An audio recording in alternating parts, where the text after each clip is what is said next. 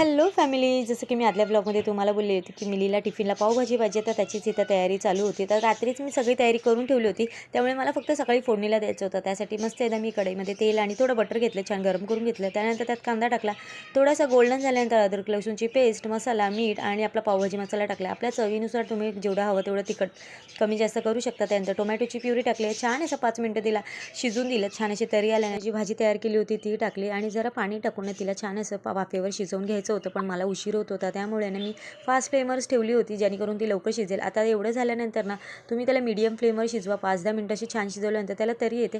तरी आल्यानंतर त्याच्यात थोडासा लिंबू, कोथिंबीर टाका आणि 2 मिनिटं असं फक्त हलवून घ्या.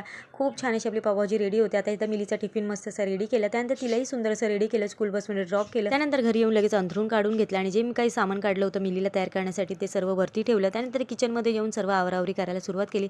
तर चला मग आपण भेटूया नेक्स्ट व्लॉगमध्ये. तोपर्यंत बाय.